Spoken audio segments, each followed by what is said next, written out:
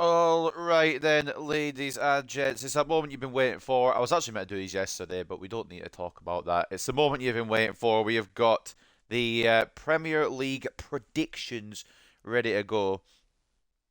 Once everything's set up anyway, it'll be ready to go. Beyond that, it's kind of I'm just trying to get everything ready. As in, my phone doesn't want to work properly again. It's an issue, but I think we'll be okay. I think we'll be okay.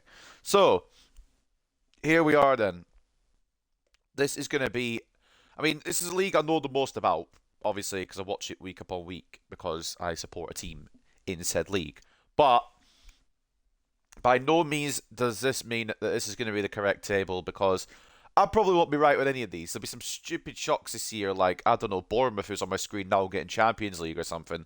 I can already guarantee you it. Or somebody like Arsenal ended up mid-table despite having a great window. And I don't know. It's just all over the place. That's the Premier League for you. It's probably the most unpredictable last year for the first time it has been in a while. And with all the teams strengthening in some kind of capacity, um, it's going to be another battle this season all over the place. I just don't know how it's going to end up. But what I do know is that I've got my predictions here, and if they're wrong, they're wrong. That's fine. I will accept defeat if they're wrong. But if they're right, then that's good too. All right. So, opening it up then. We're going to do it in alphabetical order as always, and there will be a spreadsheet in the description if you're not really understanding what I'm saying, because sometimes I do end up spouting a load of bollocks. So, if you don't understand what a table is meant to be at the end of it, look in the description. There will be a spreadsheet there, and you can see what I have predicted. So, up first, like I said, Bournemouth. They brought in some good signings, to be honest. Some good little signings, in my opinion. Some good attacking signings, anyway. Traore coming in from Sassuolo. Kerkez coming in from Aze. Fivera coming in from Lyon. And Cliver coming in from Roma. I'm going to say out the gate, I probably won't know all the signings that every Premier League club has made. But I recognise a few names there, and I reckon they're strong enough to hold on to their Premier League survival again. They haven't lost too much either. There's a couple of free departures with Zamora, Stacey, and Lerma leaving. Those are big exits, but beyond that, it's not really a big lot of exits from Bournemouth. They've also got in Radu from Inter, who I'm trying to remember, I'm trying to place. I recognise the name, but I'm trying to place who he is. Bear with me. Try to place who he is. I should know who he is. But anyway, I've put Bournemouth in a similar position as last year. I think they're going to survive. I don't know if it'll be comfortable. I'm pretty sure it'll be fine. I'm pretty sure it'll be comfortable. But ultimately, what I've put them in, I've put them in 15th place. So the club was founded in 1899 when Boscombe St John's Institute Football Club disbanded, and the remains of that club formed Boscombe FC. They currently compete in the Premier League, the highest tier in the Football League system of England. In 2009, AFC Bournemouth avoided relegation from the Football League on the final day of the season. The club were promoted to the Premier League 6 years later and competed in England's top tier for the first time in their history. One thing I did forget to do, actually, what's up, West State? Welcome to the stream, mate. One thing I did forget to do is I forgot to switch the promoted and relegated teams around. So before we go any further, let's just quickly do that. I meant to do this and just completely blanked on it. We move. So let's just do that quickly. So if you want to, obviously, of course, leave your predictions in the comments, I will take a look at them as well, or in Twitch chat, wherever you're watching this video. More than welcome to leave your predictions. I don't mind. I'll take a look at them, and I'll probably agree with most of them because they're probably better than what mine are. So without any further ado, now that those new teams are in, we'll go to the next team, which is Arsenal. Now, it was difficult to place Arsenal because of not just them, but the teams around them as well. It was hard to think where do we put these guys because they've made some absolutely fantastic signings. Three huge signings this window. Maybe not all fantastic signings. Maybe one's a little not fantastic, but Declan Rice in the midfield, he is going to be fantastic. He definitely is going to perform for Arsenal. I think he will anyway, which is going to be painful for a Man United fan, but it's the way it is. Kai Havertz in as well. Probably overpaid a little for him, but I think Arteta is probably the right person to get best at him. And then Jurrien Timber from Ajax as well. He's looked fantastic in pre-season, so I'm a little concerned about what he's going to bring to the table for Arsenal. So with these signings, and with not a lot of departures really, Xhaka was going to Leverkusen anyway, I'm pretty sure. Turner to Nottingham Forest, Trusty to Sheffield United, and then Pablo Mari on a deal to Monza. I think Ainsley Maitland-Niles as well to Leon is what I'm reading there, if I could read. They're going all out, and they might still sell a couple more players. They might still bring some more players in. I think David Raya is on the verge of being confirmed as well as probably the backup goalkeeper, or maybe even competing with Ramsdale in between the sticks. So Arsenal have strengthened fantastically, and for that reason, I think they're going to get top four again. I've put them second again. I've put them second again because not only have they had such an incredible season last year, they've strengthened the squad they had with some incredible preseason performances as well. I do see Arsenal going a long way again this season. I don't think they won't be at the top of the table as long as they were last season. I don't think it's going to be like that. I think it's going to be, they'll be in the top four for the majority of the season and then settle in second just about. I think they'll pip another team to second place, but they will be comfortably in the Champions League. That's my opinion anyway on that. Before we go again, my nose starts running every time I stream. I don't really understand, so I apologise for that, but give me a second, guys. Bear with me.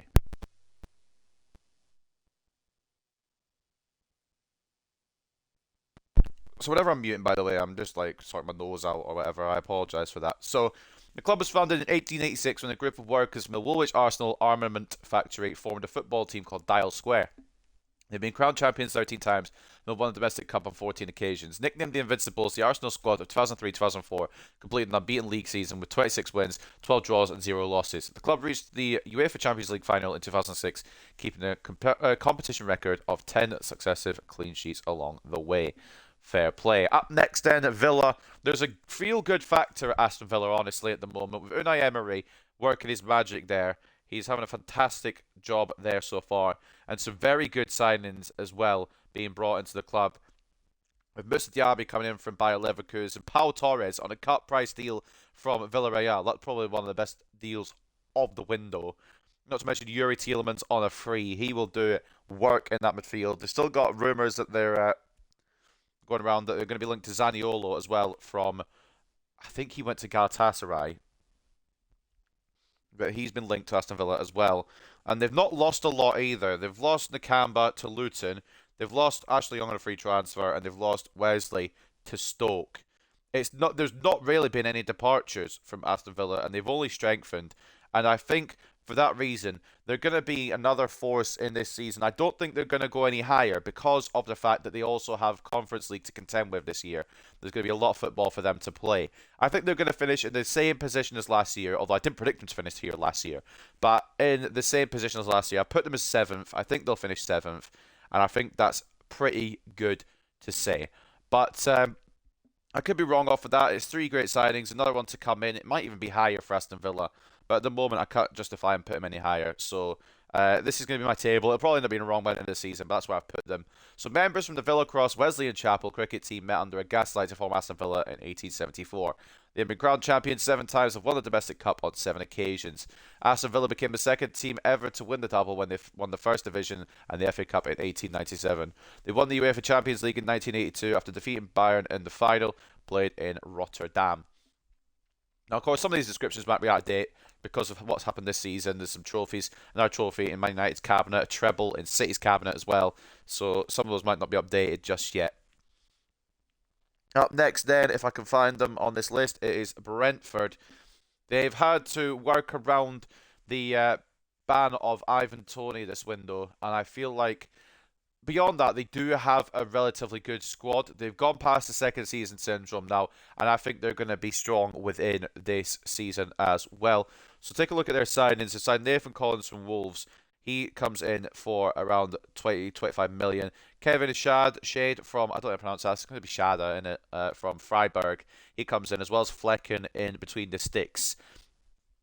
He comes in from Freiburg. Some good signings there.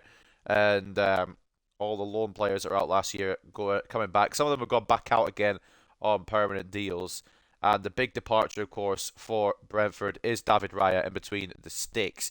So a bit of trouble again in goalkeeper with Raya possibly going to Arsenal, but most likely it's pretty much confirmed that he's going to Arsenal now.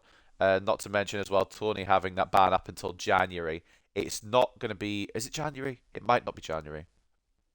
It might be November. Either way, Tony's banned for the start of the season, so it's going to be a difficult start for Brentford. But I think once comes back, they'll recover, and I reckon they'll find a top half spot. I think they'll finish 10th place, which is good for Brentford. I think they'll take that if they can get it, and I think they're going to be a Premier League mainstay now for years to come, to be honest with you. I'm liking how Brentford are doing their business. I'm mad that they beat us 4-0 last year, so if they could not do that again, that'd be nice.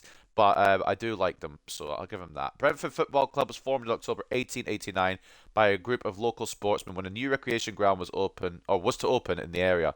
They currently compete in Premier League, the highest tier in the football system of England. While enjoying a successful period, Brentford became London's first professional football club to be owned by its supporters in January 2006. Bear with me again.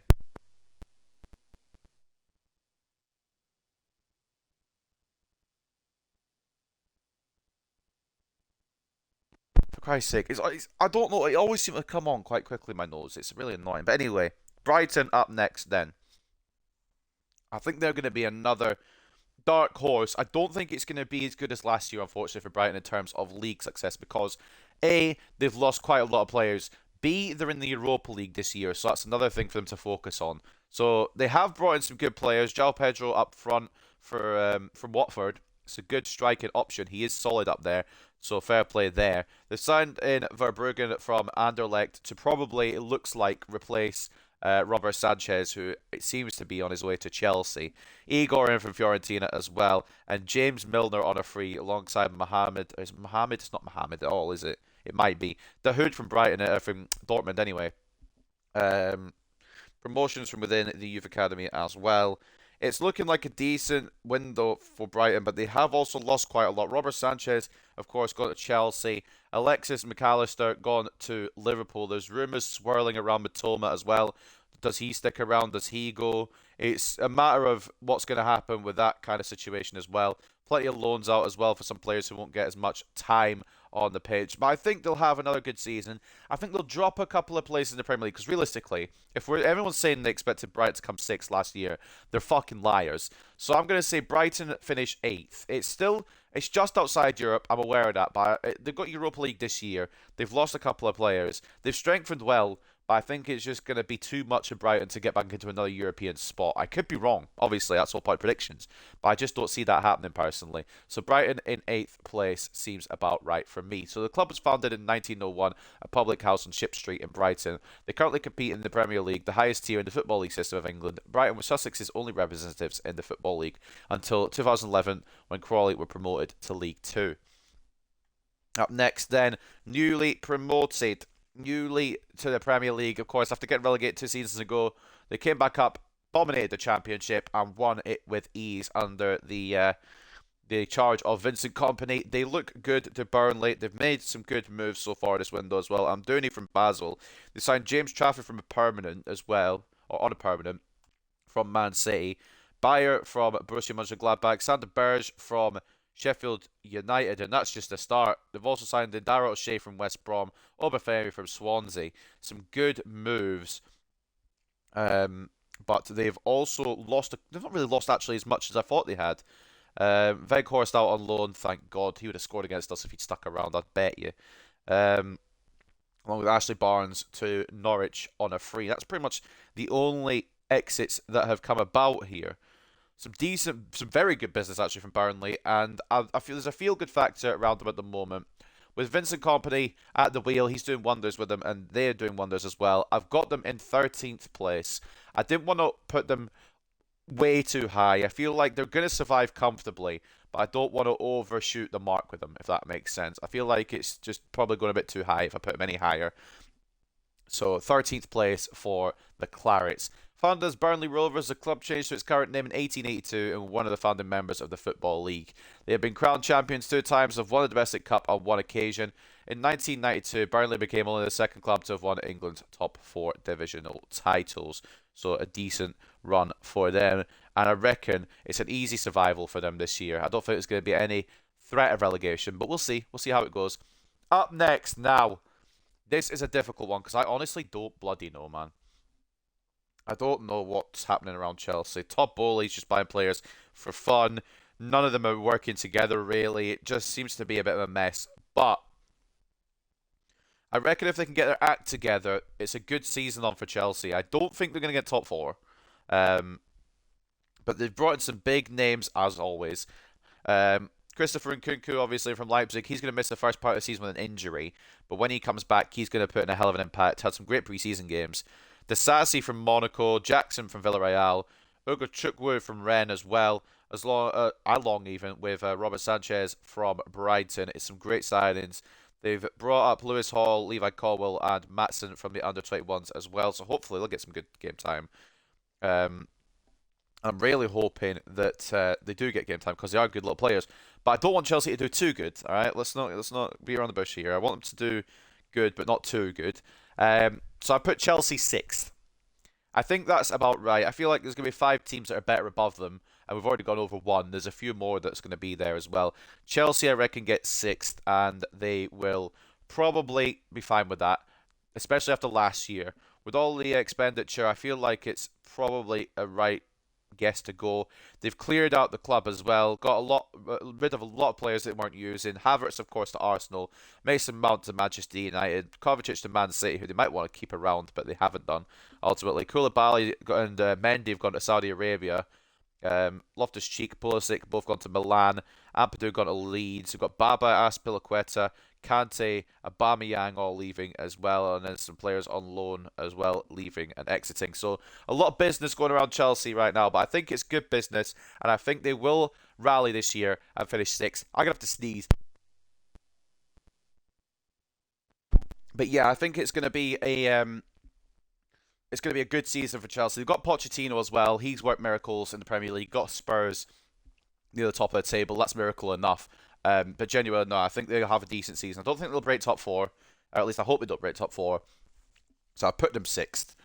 Chelsea FC was formed in 1905 in a public house located on Fulham Road in SW6. They have been crowned champions 6 times and have won the domestic cup on 8 occasions. Chelsea went on a remarkable unbeaten home run in the English top flight, 86 games in 2004 and 2008. The club became the first UEFA Champions League holders to win the Europa League the following year in 2013. Up next then, Crystal Palace, perennial mid-tablers in my mind, and usually I'm correct. So we're going to go with them again in that perennial mid-table spot. They seem to be around that 11th to 15th area, and with some big losses potentially on the horizon, as well as a big loss already happening, I don't see them doing anything special. I don't think they're going to go down, but I don't see them doing anything special. It's going to be another mid-table for Palace, which is probably fine. Roy Hodgson's probably going to leave halfway through the season. He's going to say, right, I've had enough of this. And they'll get somebody else in who could steer the ship to a 12th place finish, which is what I've put on this predictions. Franca coming in from Flamenco, the only big signing. They brought Jefferson Lerma on a free from Bournemouth as well. But not a lot of big signings, and they have lost one of their main men in Wilfried Zaha as well. So that's a big loss to Galatasaray. But it's not a lot of business from Palace, and if they can hold on to the players that have been rumoured with a move away, like Michael Olise, Eberechi Eze, Mark Gahey as well, if they can hold on to all these players, they're probably in a good spot and a very comfortable season once again for the Eagles. But, of course, there's still time between the Premier League starting, this has been recorded on the Thursday before the Premier League. I can't remember what date it is. I'm going to be straight away. I think it's the 9th or the 10th today. But ultimately, it's on the Thursday before the Premier League starts. So there's time between now and the transfer window closing that it could fall apart for Palace and their big players could go. But at the same time, they could hold on to them. So it could really go either way. But I'm predicting 12th. I think that's smart. I think it's probably accurate. Crystal Palace turned professional in 1905 and began in the second division after their application to join the the Football League even was rejected. The club first reached England's top flight in 1969. They currently compete in the Premier League, the highest tier in the Football League system of England. Crystal Palace took its name from the glass palace in which the club was formed. The palace is also represented as part of their crest. Up next then, Everton. Now, I do like Everton as a someone who hates Liverpool. You got to like Everton, I suppose. It's a difficult one because they've been like hovering around that relegation zone for a while now, and I just don't know if they're going to do it this year again. I don't know if they're going to survive. They brought in Dan Juma on a loan from Villarreal for the season. They brought in Ashley Young from Aston Villa as well, but that's it. They've got some players coming back off a loan as well, but beyond that, it's not a lot of business from Everton. They still might make moves before the window closes, but as it stands, not a fantastic amount of business. They've sold Moise Keane to Juventus on a permanent. Ellis Sims has gone to Coventry as well. Good little young player he would have had, and obviously with loans ending and free agency occurring as well, it's um, it's not great for Everton. They need to make some more moves in this window if they're gonna avoid relegation because there's a lot of teams that have been making moves around them, and some of them might leapfrog them because of that. I've put Everton to survive, but I was really toying with putting them in the relegation zone and swapping the 18th place team that I've put in about, and we'll get to them in a minute or two, or in a few minutes as we go through these predictions.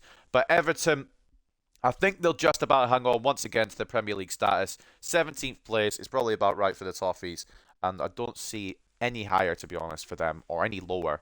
I mean, maybe they might get. It's Sean Dyche as well at the wheel. He is a master with steering teams away from relegation. So, look, I mean, look at Burnley. How many years did they hang on? Um, so, if anyone could do it, it's Sean Dyche. But it's not going to be another fun season for Everton fans, although I think they will remain in the Premier League. So the club was originally formed in 1878 as St Domingos FC, playing their first game at Stanley Park a year later and changing their name to Everton Football Club. They've been crowned champions 9 times and have won the domestic cup on 5 occasions. Everton's club crest features Prince Rupert's Tower, which can be found in the heart of Everton district in Liverpool. The club won their first European trophy in 1985, winning the UEFA Cup Winners' Cup against Rapid Vienna. Up next, then Fulham. This was another tough one to place because there's been a lot of change in the Fulham area, especially with one main man, probably most likely, if not already gone, definitely on his way out. I can't remember if he's already, here we go, confirmed to be leaving. But they brought in Calvin Bassey from Ajax to boost the defence. Didn't have a great spell at Ajax, but I feel like at Fulham he's probably going to have a little bit more luck. We've also brought in Raul Jimenez from Wolves. Obviously, before the head injury, unfortunately, condolences was obviously his head injury. It's not really helped him. But Raul Jimenez, fantastic striker before that. Post head injury, it's not been the same, but maybe he can rediscover his form at Fulham. And I'm hoping he can for Fulham's sake because I put them 16th. I think they'll fall a bit. I think 10th last year was a bit of a mad one. And I think with second season syndrome hitting quite a bit, I think they'll be in that scrap. I don't think they'll go down. They'll definitely be in that scrap, though, in my opinion. Not had a lot of exits that will cause a lot of trouble.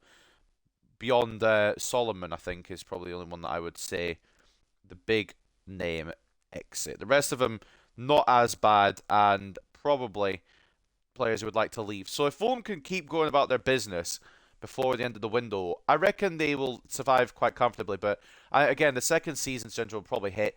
And of course, the main man who has not been included on this outs list I'm reading, but he will be leaving, Alexander Mitrovic. What are they going to do without his goals? They've signed Jimenez, but Mitro scoring double figures last year. Jimenez, I don't think he broke 5, I think it was, or something like that. If Jimenez can find his scoring form back at Fulham, Fulham will be fine. But if he doesn't, and there's a lack of goals coming from Fulham, it's going to be difficult. It's going to be difficult. I think they'll get sucked into relegation battle, like I said, but I think they'll survive, finishing 16th place, in my opinion.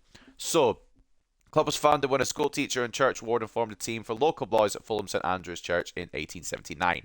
They currently compete in Premier League, the highest tier in the Football League system of England. After a 33-year absence, Fulham reached the top flight again in 2001, and in 2010 they enjoyed a surprising campaign as they reached the UEFA Europa League final, where they finished runners-up to Atletico Madrid. Up next, then, Liverpool, and I can't believe I'm saying this because I really don't want to say it. I really don't want to say it. It's hurting me to say this, but I think this is a season that Liverpool break back into the top four. I can't. I gagged a little bit at the end of that sentence. But yeah, Liverpool, I think this season break back into the top four. The midfield was the issue. They have gone about. They've gone and set about sorting that midfield with Szoboszlai coming in from Leipzig. That's probably the wrong pronunciation, but I'm giving my best, all right? It's a difficult name. He's coming in for Leipzig. They've got McAllister from Brighton as well, so they're weakening one of their rivals. And with a lack of real departures, only departures that would probably have been done anyway. Fabinho off to Saudi Arabia. Jordan Henderson to Saudi Arabia as well, with Naby Keita, James Milner, and Roberto Firmino all leaving on frees.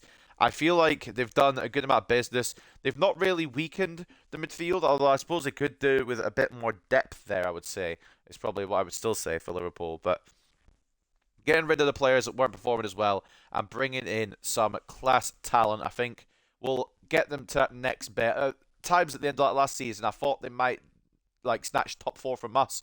They went on a great run towards the end of the season and they nearly got in, but fifth place and Europa League this year. For Liverpool, Europa League's probably a must to win as well, but I feel like they've got enough quality, and I hate to say it because they're bloody Liverpool, but I think they've got enough quality to make it for Europa League, at least go deep in the competition, if not win it, and get top four once again at the same time. So I'm going to predict them as fourth place. As painful as it is, I think that's probably going to be the case because they're strengthened well in the midfield, and that's all they really needed to do. So hopefully they don't get top four, but for my predictions, maybe they do. I don't know. I don't really want to back Liverpool at all. Liverpool FC was formed on 15th of March 1892, but it was not until the 3rd of June that year that the club was formally recognised by the Board of Trade. They have been crowned champions 19 times and won the domestic cup on 8 occasions. In the first professional season, Liverpool won the second division title and finished the campaign undefeated. Liverpool crowned champions of England for the first time in 30 years when they lifted their first Premier League trophy in 2020. Up next then, the newly promoted boys, the playoff winners, Luton Town.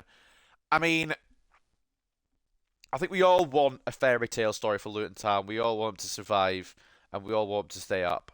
And I am one of those that wants that because Luton, it's crazy. Their story to get into the Premier League over a decade ago, or around a decade ago, they were non-league. It's just mental, their rise to the top. And there was obviously one man that stayed there the whole way. They always talk about him, Pelly, Ruddock, and Panzu. He deserves this, and he deserves Luton to stay up and have multiple seasons in the Premier League. They've brought in Giles from Wolves, Chong from Birmingham, Anderson from Barnsley, Kaminsky from Blackburn, and the Kamba as well from Villa. They've got free signings of Barkley and Ogbene as well, some good signings there. They brought in Brown from Stoke as well, bringing in Kabore on loan from Man City. It's decent. It is good signings, and they've not really lost too much on their way up. They've loaned some players out who probably wouldn't get minutes in the Prem anyway. And they've sold Bradley and Isted to Derby and Charlton. Carlos Mendes has gone to, I think his name's Carlos, I might be wrong. He's gone to Bolton as well. So they've not lost a lot. They've strengthened well. But this is painful to predict because I want to be part of this Luton massive where I think, oh, they're going to stay up. They're going to pull off the impossible. And maybe they will. But this was the team I was toying with swapping with Everton, and honestly, I'm still considering it, but at this point now, it's a bit too late to switch it around. I may still do it on the spreadsheet, but in this video, I put Luton in 18th place, and it pains me to say it because I want them to stay up, and I would like to see them go against the odds, stay in the Premier League, and maybe even become Premier League mainstays down the line. But I just don't see it. There's not enough quality in that squad. The signings are good, but I don't know if they're Premier League level, and I don't know if they're enough to keep them up. I can't speak sometimes, for Christ's sake. Founded in 1885, Luton Town is based in Luton. They currently compete in Premier League, the highest tier of the Football League system of England. But once again, I just don't know if they have what it takes to stay up. And I've put them 18th, but God forbid. That's the one prediction I'd be happily wrong about. I'd love to see them stay up, but ultimately I think it's just going to be not enough quality and too little too late for them to stay up, unfortunately. Up next, and I don't want. Why do I have to predict this? Why do I have to predict these guys? Well, there's no point in actually, beating around the bush. Man City are going to win the league again, aren't they? Genuinely. They're just going to keep buying players and keep winning the league. And it's annoying because I suppose when they were watching us do it, they probably had a similar feeling. When they were watching Manchester United win league upon league upon league, it's probably a similar situation. And now it's the other Manchester that have taken the control of the Premier League. I refuse to say they're the biggest team in Manchester because they never will be. But Manchester City, they will win the league again. They've strengthened, even though they didn't really need to. They brought in Josko Gvardiol from Leipzig, Kovacic from Chelsea. That's all they needed to do. That's all they've done. That's all they've needed to do. They do need a right winger, and they're probably going to find one. Elise has been linked there. because Mahrez is off to Saudi Arabia, but Gundogan as well. He was always kind of on the backup, kind of real, not really a starter. So there's maybe a centre mid replacement required as well. Um, but I suppose that's Kovacic. Kovacic, they've already replaced him. So I don't think there's really an issue there. And then Benjamin Mendy, of course, with all the controversy around him, he has left Man City to go to Lorient. I'm still not sure about that one, Chief. But Man City have strengthened wherever they needed to strengthen. Even if they didn't need to strengthen, they've just made it stronger anyway. They're like, fuck it, we'll just strengthen anyway. So they've done it really well once again in this window. And I can't, as much as I want to predict against them because they're Man City, I can't not see him winning the league again. I think it is going to be a league title again. And I don't think it's even going to be a title race this year. I think City will waltz off maybe about 7 to 10 points clear, to be honest with you. And I hate to admit it, but it is going to be another season for the blue side of Manchester to celebrate the Premier League. It's pain to predict, but it's probably the right way to go. I can't be biased in these as much as I want to be. St Mark's Church formed the club in 1880, which has later become Manchester City Football Club. They have been crowned champions 8 times and won the Domestic Cup on 6 occasions. In the 2011-2012 season, Manchester City won the Premier League title with a thrilling 3-2 victory over QPR in injury time. The Aguero moment is still pain, alright? Don't tell me that, FIFA. Manchester City reached the UEFA Champions League semi-finals for the first time in their history in the 2015-16 season. And I suppose it's worth mentioning as well, in the 2022-2023 season, they won the treble for the first time in their history, winning the Premier League, the FA Cup, and the Champions League. I feel sick. I feel physically sick. But here we are, the main prediction, the main team. Man United are really going to win the league. That was a No, I'm joking. In all seriousness, Man United are one of the best windows in a while, in my opinion. We've strengthened where we need to strengthen. We've done it. We took our bloody time about it, but I think we've done what we need to do. Maybe another striker, maybe another defender as well. But I feel like we've done what we needed to do majority-wise. We needed a new goalkeeper to replace De Gea. We've made that move. We need a new striker to replace Ronaldo/Martial. Just have a striker, I guess. We've made that move as well, although I'm not fully on board with it just yet, but I'll give it time. It's a good young talent coming in. So we signed, of course, Rasmus Højlund from Atalanta. We signed in Mason Mount to put a bit more creativity into midfield, which I'm still, jury's out still for me on Mason Mount, but I will give him the time to see what he can do. Andrea Nana as well from Inter. He is our new goalkeeper, and I think he'll have a great season. Just needs to not wander out too much, hopefully. Johnny Evans back in as well. I think that's just a short-term deal for whatever reason, but fair play, I suppose. And leaving the club, we've not had a lot of departures. A couple of departures I'm not really happy about. Some of the young talent just get to go for cut-price deals, which is kind of annoying. Anthony Elanga is one I'm not too annoyed about. Nottingham Forest, I think he'll do well there. Alex Telles to Al Nassr as well, another one I'm not too fussed about. But Zidane Iqbal off to Utrecht for around €1 million. That's ridiculous. We could have kept him around, loaned him out to Utrecht, and then let him develop. But no, we've just let him go. Of course, David De Gea, Tuanzebe, and Jones with no clubs either as well, left on a free agency.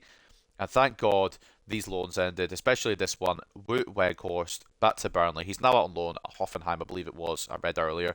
Thank God he's gone, genuine. No offence to him, but I just don't think he was good enough for Man United to begin with, and I don't even know why we made that move. It might be the worst striker we've had in a long time. But anyway, on to the prediction. I should not keep talking about this club. We're going to be here for ages because, of course, I support Manchester United. I'm putting them third. Now, that might sound a little bit biased because I'm a United fan. But at the same time, we finished third last year and I put them fourth. So, I'm thinking we make that step up. We've got the striker we needed. Hopefully he can bag the goals. We've still got a good forward line as well. Plenty of talent up there. I don't want Greenwood to come back, if I'm being honest. And I probably shouldn't have brought this up in the first place. But if he does come back, it's an extra option. But I really don't want him to come back. I want him to go. And I don't really know what's going to happen with that deal. I really hope it's a situation where we just get rid of him before it's too late, really. We've also got a midfielder in Mount, like I said. Adds a bit more creativity. And then Onana, a goalkeeper that's much heavily required because of the fact he had De Gea. Obviously, he's left, not renewed his contract, and honestly, it's probably the right time for De Gea to leave as well. So I'm ready for this season, and I think we'll have a good stab at top four. I think we'll finish top four, and we'll start cementing ourselves as a top four team once again, and get Champions League upon Champions League qualification, and maybe, just maybe, down the line dethrone Man City. I don't know when, I don't know where, but I'm hoping it happens at some point. So Newton Heath LYR was formed in 1878 and was renamed Manchester United in 1902. They have been crowned champions 20 times, you're damn bloody right, and have won the domestic cup on 12 occasions. In 1999, Manchester United managed to win a treble of trophies and became the first team in English football to achieve the feat. The UEFA Champions League final in 1999 saw the team produce one of the most stunning comebacks in sporting history, scoring 2 decisive goals in injury time. What a team I support, honestly. Incredible team.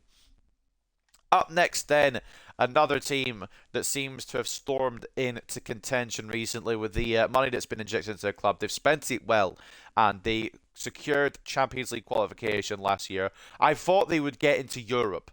I did not think they would get into Champions League, so all credit to Newcastle. As a neutral, I don't mind Newcastle, but as a rival in that top four battle, God, it was annoying to watch them last year play so good. But ultimately, they've only gone to strengthen further. But Tonali coming in, Barnes coming in as well, Livermore, and they're the big signings. They've also had a couple of, well, I wouldn't say big departures. They've had a couple of departures as well. The biggest one, Alisson Maximan, out to Saudi Arabia. I don't think he was getting as many minutes anyway, so he's gone. Chris Wood to Nottingham Forest and then Carl Darlow to Leeds.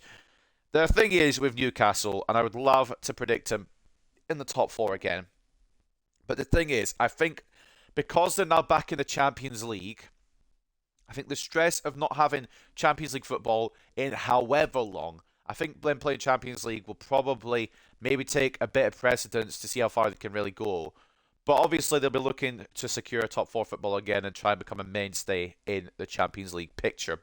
But, and there is a but here, I don't think that they will make top four. And that's purely because they've got the quality, they've got the squad. It's just purely because those extra Champions League games that they won't be used to playing in. And I want to put Newcastle in ahead of Liverpool, but I just don't see it. And I apologise to Newcastle fans, but I just don't see back-to-back top fours. Maybe they'll get back into the top four down the line. They probably will. With the money they've got, they can splash the cash and bring more talent in, and they can probably get top four for years to come. I just don't. I think with this year transitioning back into the Champions League, I don't think they're going to make top four this year again. I put them fifth, so it's not like I've said, oh, they're going to finish 10th or something. They're going to be. It's going to be close, but I think they will just fall short at that top four spot. And I apologise to Newcastle fans once again, but I just don't see it happening. Newcastle United was formed in 1892 and Newcastle East End absorbed rival club Newcastle West End. They've been crowned champions 4 times and have won the domestic cup on 6 occasions. Newcastle United took part in the first ever Football League match they played under floodlights when they faced Portsmouth in 1956. Up next then, Nottingham Forest. Now, Nottingham Forest, I'm between like two places with these. I was between putting them near the bottom or putting them in mid-table because Nottingham Forest, they made a lot of signings last year. They've not really been as active in the transfer market this year, although they have brought in some decent talent. They brought in Anthony Elanga from, of course, Manchester United, the greatest club in England. They brought in Chris Wood from Newcastle as well, a solid striker on his day. I don't know if he really fits the Forest system, but we'll see. Matt Turner, is it Matt Turner? It might not be Matt. I think it is Matt Turner from Arsenal. Good goalkeeping option for them to have. And then Ola Aina, who is a decent fullback from Torino as well. So, decent signings for Nottingham Forest, but they've also... Is it second season syndrome? I can't remember. I think it is. I think it is their second season. I might be incorrect on that. My brain... It is. It's got to be. Surridge has gone to Nashville in terms of departures. Callback, Smith, and Cafu all leaving to lower league teams. They've not really lost anything that will maybe fuck them over. The only one I would say, Keylor Navas, going back to PSG at the end of his loan, would probably be the main one I would say might fuck him over. They've lost Jesse Lingard, who didn't really do anything anyway, which is kind of surprising. I thought he'd ball out a little bit at Forest, but did not. I think second season syndrome will hit him a bit, but I don't think it will be a situation where they're going to go down again. I think they'll hold on, and I put them 14th, but I was second guessing that by switching a couple of teams about. I'm going to stick with it, stick with my gut, and go with it now. They've got a good enough quality they brought in as well. A decent goalkeeper in Matt Turner. They still might sign Dean Henderson from us. I don't know what the deal is with that.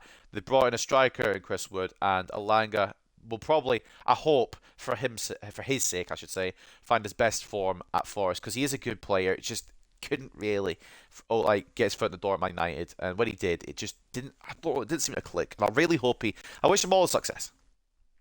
So yeah, 14th place I put Nottingham Forest. A good little mid-table season. They won't go down. It'll be about 7 or 8 points between 18th and 14th, I think. And I think Nottingham Forest will probably do quite enough to stay up. Founded in 1865 by a group of Nottingham-based shinny players. What the fuck is... I'm going to have to look what shinny is on Shakespeare Street. The club played its first official football match 1 year later against Notts County. They have been crowned champions one time, won domestic cup on 2 occasions. Nottingham Forest secured the first division title in 1977-78, just 1 year after getting promotion. The club surprised and delighted supporters by winning back-to-back Champions Leagues in 1978 to 1979 season, as well as the 1979 to 1980 season. Up next, and again, I don't take any pleasure in predicting relegated sides, but I don't. Sheffield United, they've not done enough business, in my opinion. They've not been serious enough in their business either to stay up. They've got a similar squad to what they had 2 years ago or 3 years ago, whenever they were last in the Premier League. It's not changed much, and I think if anything, the squad's been weakened this window. They brought in Souza from Lommel, they brought in Trusty from Arsenal, who's a decent signing, but that's about it in terms of quality. They've sold Ilian and Diaye, who helped them a big amount in the Championship season, to Marseille. They've sold Sanderberger to Burnley. And I just don't see, unless they make some signings soon, I don't see them having any fight at all. I've put them 20th, and I feel bad for doing it. I feel bad for putting any team in a relegation zone. But Sheffield United, I've put them 20th. I don't think they'll be. I've seen people say, oh, they're going to break the Derby points total, or points low total, obviously. They'll get less than 11 points. If you don't know, Derby back in the 2007-2008 season had a record low of 11 points in the Premier League. People are saying that Sheffield United are going to break that. I don't think it will be that bad. I don't think they will be on 11 points, but I don't think they'll have any competition this year. They're going to be rock bottom for most of the year. They're going to be relegated by April. I will predict that, but I don't think it'll be an 11-point situation. They'll probably be around mid to high 20 points. I'm saying it's going to be a difficult season for Sheffield United unless they bring talent in. There won't be a fight for Sheffield United, and it will be another relegation for the Blades. I hate to admit it, because I don't mind Sheffield United, but I just don't see him staying up. Far cry from that team that finished 10th a few years ago. Sheffield United was founded in 1889 by members of the Sheffield United Cricket Club. They've been crowned champions one time, have won the domestic cup on 4 occasions. Based in Sheffield, the club has adopted the nickname the Blades as a reference to the city historically being a major producer of steel. Interestingly, Sheffield United's fierce city rival Sheffield Wednesday had used that nickname up until 1907 when Sheffield United just bloody stole it, is what they're saying there. When they made it their own, but they just stole it, didn't they? Oh, here we go. Right, now, a few talking points for this team, Tottenham Hotspur. They have made some brilliant deals in this window. I can't lie. Some good moves in this window. James Maddison coming in from Leicester. I got to question it a slight bit, but it is creation. Van der Ven, that's recently been confirmed. They need a centre-back. He is one of maybe 2 or 3 centre-backs they need to sign. They still need to make a couple more moves in that department as well. Pedro Porro and Dejan Kulusevski coming in on permanence was absolutely smart signing business because they're both very good players. The problem is, and I think here, with the goalkeeper, I'm not saying Vicario, who they signed from Empoli, is not good enough, because he had quite a decent season from what I've seen in highlights with Empoli last year. Is he good enough, though, like genuinely, without being mean? Is he Premier League level? Is he Spurs level? Is he top 6? Is he European quality level? I mean, obviously they don't have European competitions this year, the Spurs, but in future seasons, if Spurs get back into that situation, will Vicario be the starting goalkeeper? I think it's a risk. It might be a risk that pays off, but we've not seen enough to know yet. He comes in as well. Valise from Rosario Central, I think he's a player for the future as well. And Manuel Solomon on a free. So they've not done bad business. They've just also not done quite all the business they need to do. Centre backs are a must. They need at least 1 or 2 more of them. And the elephant in the room, the big trunked beast in the room. If he does go, Harry Kane, it looks as if he is going to be going to Bayern. It looks as if that's going to go through at the time of recording. It could end up not going through. He might decline the offer. But at the time of recording, it looks like it's going to be a done deal very, very soon. So if he does go, they have Richarlison, and I'm not saying Richarlison's a bad striker because he's not. But do they need to strengthen there as well? I think absolutely. But who would they go for? Do they have time to go for anybody? It's going to be a difficult season for Spurs. And I think without Kane, they're going to have a bad season. But in future, I believe in Ange. I believe in Ange Postecoglou, the new manager. I believe he's going to do well eventually if Spurs give him the time. I'm hoping if Kane does go, then maybe the board won't put as much pressure on Postecoglou to break into Europe, maybe give him a couple of seasons to do it. This season, this, by the way, prediction for Spurs is based on Harry Kane exiting the club. I'm putting them ninth. A slight drop off from last year. I can't justify dropping Spurs out of the top half altogether. There was thinking of putting Brentford above Spurs, but with the Tony ban for Brentford, I thought, nah, Brentford won't get into ninth. And I don't think anyone else will get above that kind of station that I've not predicted or have already predicted. But Spurs, if they lose Kane, they're not having a great season. It'll maybe be a transitional season where they need to think about what they want to do the season after. If they give Ange the time of day, give him a good bit of time to work this club, I reckon they do, maybe in 2 seasons, break back into some form of Europe. Maybe not Champions League, but some form of Europe. But because Harry Kane is leaving, well, all the uncertainty around Harry Kane, most likely probably departing now, it's going to be a difficult season for Spurs and for Spurs fans. And for that reason, I'm predicting them ninth. I can't, again, like I said, justify dropping them out of the top half, but I can't put them any higher than ninth. There's 8 teams better than them in the league this season, and I've explained, I think, all of them at this point. So, of course, as well with departures, Harry Winks to Leicester's a smart one. They don't need him anymore. Lucas Moura on a free as well is a smart one. They've not had a lot of exits. They just need a bit more cover at that centre-back role. And if Harry Kane is to leave, they need to find someone to replace those goals. And I don't know if they will. Tottenham Hotspur is formed by boys from Hotspur Cricket Club so they can play sport during the winter months. They've been crowned champions twice and have won the Domestic Cup on 8 occasions. So yes, they have won trophies, contrary to popular belief.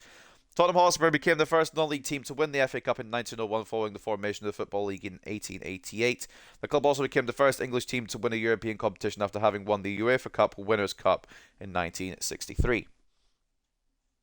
How many more teams have we got? Not many now, surely. This stream is going on a while. I've explained a bit more in depth with the Premier League because I know a bit more about it. So I apologise this is a little longer than the previous prediction streams. But we're getting towards the end now. I think there's only a couple more teams. So West Ham up next.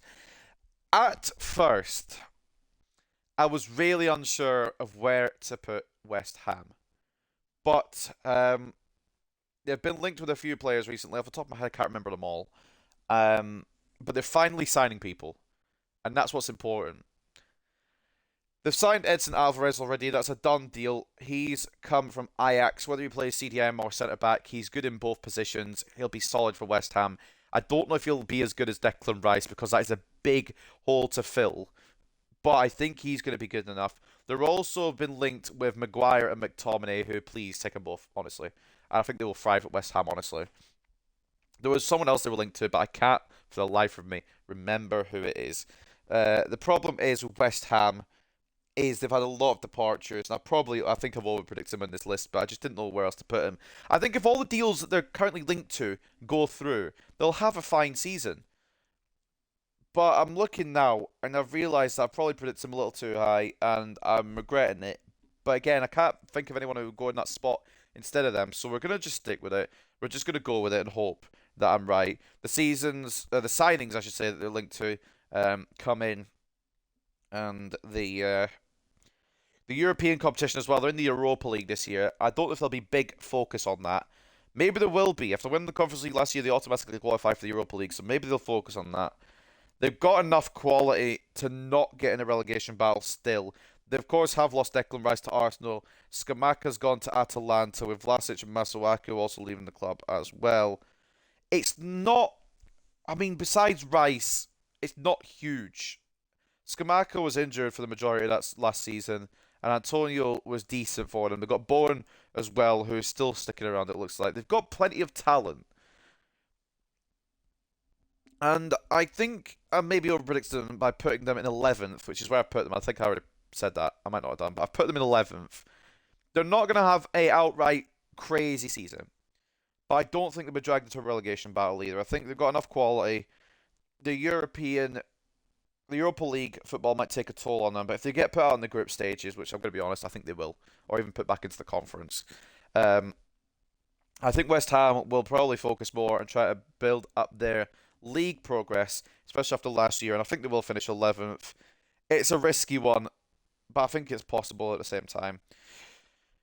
West Ham United were originally formed as Thames Ironworks FC in 1895. The club has added three domestic cups to their trophy case, with West Ham United even are known for being the academy of football due to their ability producing young, talented players. The club has also enjoyed success on the European stage, having won the UEFA Cup Winners' Cup in 1965 and the Europa Conference League in 2023.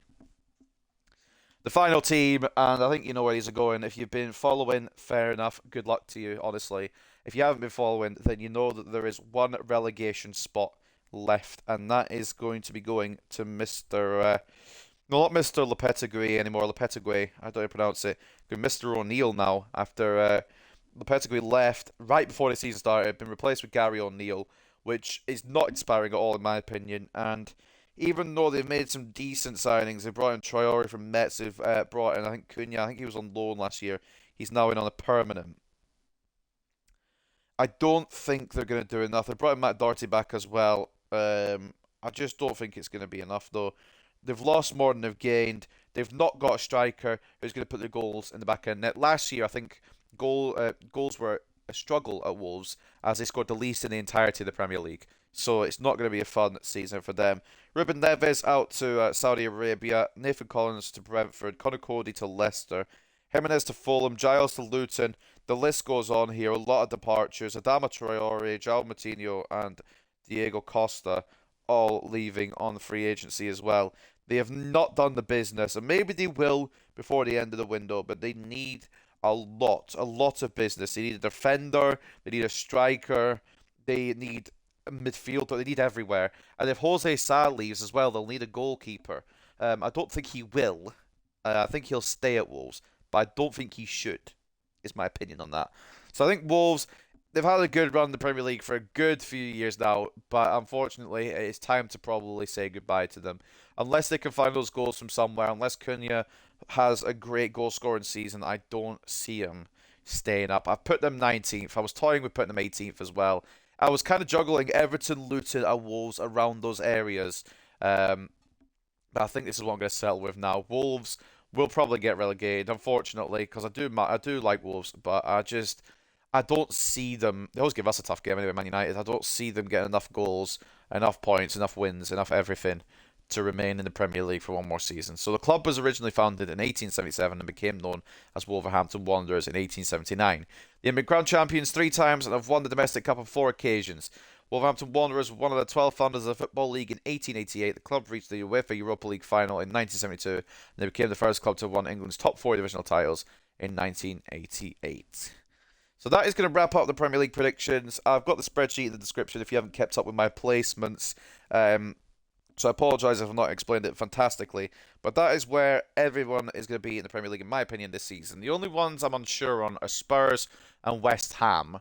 The rest of them, I think, I've gotten pretty dead on, or at least close to their mark.